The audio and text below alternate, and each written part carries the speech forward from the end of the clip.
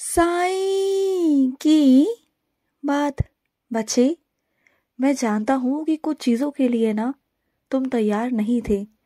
कुछ चीज़ें तुम्हारी ज़िंदगी में ऐसी आईं जो अचानक से आईं। कुछ परीक्षाएं ऐसी आईं, कुछ हालात ऐसे आए जो अचानक से आए, जिसके लिए तुम तैयार बिल्कुल भी नहीं थे। लेकिन एक बात कहूँ तुमसे, जब ज़िंदगी में जिम्मेदारियाँ आती है ना सर के ऊपर, जब परीक्षाएं आती हैं, जब हालात बुरे आते हैं ना, तो ज़िंदगी संभालना भी सिखा देती है और ज़िंदगी सब संभाल भी लेती है। तुम्हें लगता है कि तुम इस चीज़ के लिए काबिल नहीं हो, तुम तैयार नहीं हो, लेकिन ज़िंदगी सब सिखा देती है, सारी जिम्मेदारियों को पूरा करना सिखाती है। तुमने अक्सर देखा है ना कि छोटी छोटी उम्र में भी ना बहुत जिम्मेदारियां आ जाती हैं कंधे के ऊपर। जिस बच्चे की खेलने की उम्र होती है ना, हंसने गाने की उम्र होती है, उसी वक्त उसके ऊपर जिम्मेदारियां आ जाती है, वो भी अचानक से। उसने कभी सोचा नहीं होता कि उसे ऐसा करना पड़ेगा, लेकिन वो करता है ना, वो जिम्मेदारियों को निभाता है ना, जिंदगी सिखा देती है। और उसी के जैसे बच्चे खेल रहे होते हैं, उन्हें तो जिंदगी का ज्ञान ही नहीं होता। और दूसरी तरफ उस बच्चे के ऊपर इतनी सारी जिम्मेदारियां होती हैं, घर की, परिवार की, परीक्षाओं की, तो वो करता है ना। तो इसी तरीके से मेरे बच्चे तुम हो। मुझे मालूम है जिस तरीके के हालात तुम्हारे ज़िंदगी में आए ना, उसके लिए तुम बिल्कुल भी तैयार नहीं थे। मुझे मालूम है, मैं सब जानता हूँ, लेकिन उसके बावजूद भी तुमने अपनी जिम्मेदारियों को बखूबी निभाया है मेरे बच्चे। और इस तरीके से तुम निभाते भी आ रहे हो। तुम चूके नहीं, तुम घबराए नहीं, लेकिन हाँ, कभी कभी तुम डरे, लेकिन वहाँ मैंने तुम्हें थाम लिया, वहाँ मैंने तुम्हें बचा लिया। वो ज़िंदगी तुम्हें सिखा गई। तुमने बहुत समझौते किए अपनी ज़िंदगी में, बहुत त्याग भी किए, लेकिन बहुत सारी चीज़ें ऐसी हैं जो अभी भी तुम्हारे लिए समझनी बाकी हैं। कुछ ऐसे अनुभव हैं जो मैं तुम्हें समझाना चाहता हूँ, वो भी तुम्हें समझाऊंगा। और तुम पूरी तरीके से ना इस ज़िंदगी में परिपूर्ण हो जाओगे। और फिर तुम्हारी ऐसी ज़िंदगी निकल कर बाहर आएगी ना कि तुम बहुत प्यारे होकर बाहर आओगे, निखर कर बाहर आओगे। जब सोने को निखारा जाता है ना मेरे बच्चे, तो उसे कड़कती धूप में तपाया जाता है, उसे गर्म आंच पर तपाया जाता है। इसी तरीके से तुम्हें तपाया गया, और तुम अब उसमें से जो निकलोगे ना, जो आकृति तुम्हारे अंदर आएगी, जो रूपरेखा तुम्हारे जिंदगी में आएगी ना, वो सबसे अलग होगी। और ना तुम इस दुनिया की भीड़ में सबसे अलग बच्चे होगे मेरे। तुम्हारे ज़िंदगी में बहुत सारी चीज़ें होंगी, बहुत खूबसूरत चीज़ें होंगी। मानता हूँ कि तुम्हारी ज़िंदगी में कुछ अच्छा नहीं हुआ, लेकिन आने वाला कल, तुम्हारा आने वाला भविष्य बहुत सुनहरा और बहुत सुंदर है, बहुत प्यारा। और सुनो, जिसके बारे में तुम सोच रहे हो ना, जो तुमसे कभी मिला ही नहीं, इतने साल हो गए, साल पहले कुछ उसने वादे किए, कुछ कहा तुमसे, और इतने सालों से अगर वो तुमसे मिला नहीं है ना, तो फिर तुम क्या उम्मीद रखते हो कि आज भी क्या वो तुम्हारे साथ है? क्योंकि तुम्हारा तो उससे कोई संपर्क ही नहीं है ना। तुमने जो अपने मन में सोच लिया है ना, कुछ कहानियां अपने मन में तुमने खुद से बना ली है कि ऐसा होगा तो ऐसा होगा, वैसा होगा तो वैसे होगा। देखो, कहानियों से जिंदगी नहीं चलती मेरे बच्चे। हकीकत में आओ, हकीकत को देखो। तुम्हें क्या लगता है कि मैं तुम्हारे लिए कुछ कर नहीं रहा? जिस चीज़ को तुम सोचते हो ना, उससे भी बेहतरीन तुम्हें देना चाहता हूँ, उससे भी बेहतरीन मैं तुम्हारी ज़िंदगी में लाना चाहता हूँ। लेकिन उससे पहले तुम्हें अपना लक्ष्य चुनना होगा, कुछ बनना होगा, अपने पाँव पर खड़ा होना होगा। फिर देखता हूँ किसकी कैसी मजाल कि तुम्हें कोई कुछ कह जाए, तुम्हें कुछ बोल जाए। आज है तुम्हारे घर खानदान में बहुत सारे ऐसे लोग जो तुम पर उंगलियां उठाते हैं, जो तुम्हारे बारे में गलत बोलते हैं, और चिढ़ की वजह से, ईर्ष्या की वजह से कि तुम आगे क्यों बढ़ रहे हो। वो चाहते ही नहीं कि तुम आगे बढ़ो, लेकिन फिर भी तुम आगे बढ़ रहे हो ना। उनकी चिढ़, उनकी जलन, उनकी ईर्ष्या हमेशा आड़े आती है तुम्हारे।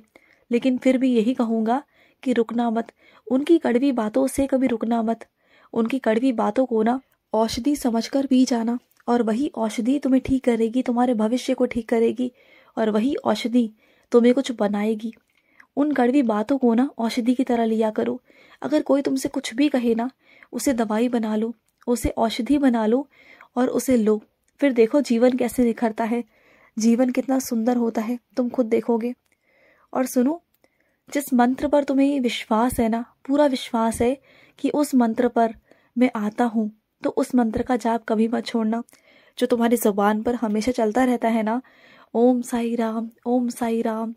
कोई मेरे बच्चे बोलते हैं ओम साई रक्षक शरणम, ओम साई रक्षक शरणम। तो बस तुम्हें जिस भी मंत्र पर भरोसा हो ना, उस मंत्र का जाप किया करो। और मैं अपने उन बच्चों से कहना चाहता हूँ जो मेरे सामने बैठकर लक्ष्मी जी की आरती करते हैं, उनकी पुस्तक पढ़ते हैं, माँ भगवती का आराधना करते हैं, शिव आराधना करते हैं, हनुमान चालीसा पढ़ते हैं, भागवत गीता पढ़ते हैं, तो क्या हुआ? मैं कोई तुमसे नाराज थोड़ी होता हूँ कि तुम मेरे सामने बैठकर ये सब क्यों पढ़ रहे हो।